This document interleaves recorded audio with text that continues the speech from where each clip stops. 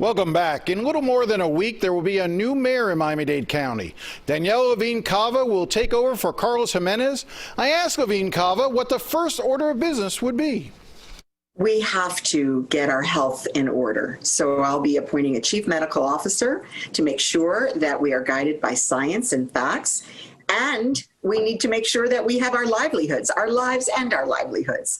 Obviously, people are extremely anxious.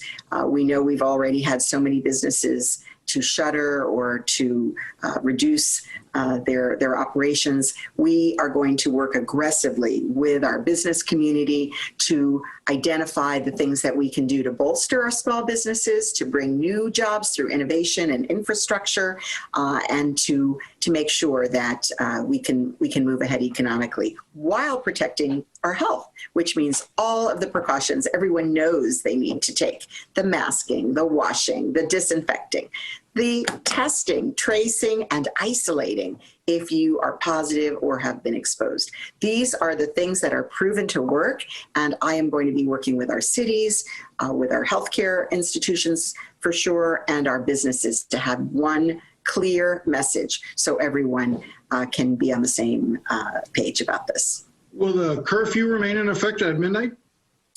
I am not changing any orders that I know of right now. Obviously, the governor has his orders. The mayor's orders have all been ratified by the commission. So as a commissioner, I did ratify those orders. I am going to be reviewing them in detail to see if there's anything that might need a modification. We're seeing the number of cases across the country dramatically increase. Along with it, hospitalizations and a number of other, including deaths, are starting to pick up.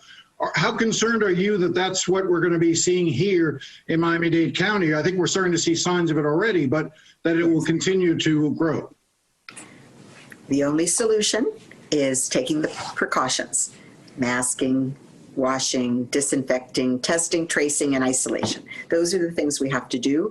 And I don't think the message is really clear.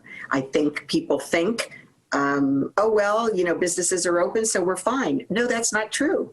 We must continue to take those precautions. That is what will keep us safe as we are going about. And of course, those who are most vulnerable need to take extra steps, and anyone who is in contact with the more vulnerable need to take extra steps. The virus is with us. We do not have a cure. We do not have a vaccine. So we cannot deny science and facts.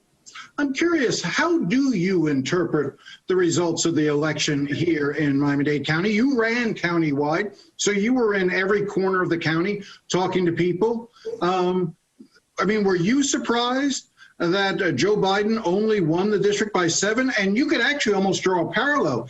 The Joe Biden winning by 7 points is very similar to your margin of victory over Esteban Bovo. What were you hearing out there? And did you get that sense that Republicans were organizing as well as they were? I had bipartisan support, Jim. I have support from Republicans, Democrats, Independents.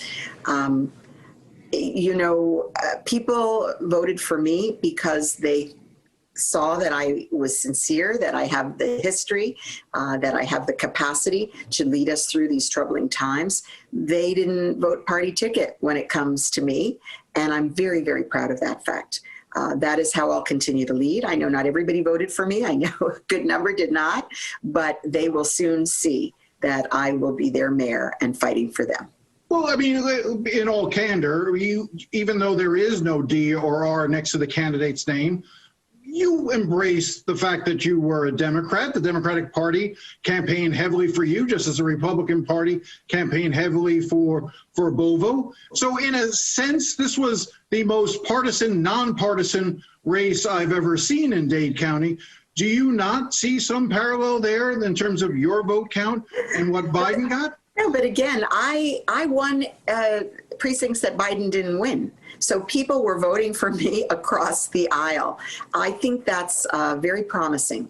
I have been in touch with leading Republicans. I am planning to work very diligently to make sure that we continue in a bipartisan spirit, not just locally, but state and nationally. That's who I've always been, Jim. That's who I'll be as mayor. Coming up in the next half hour, we'll talk to Congressman Ted Deutsch when this special edition of Facing South Florida returns. Stay with us.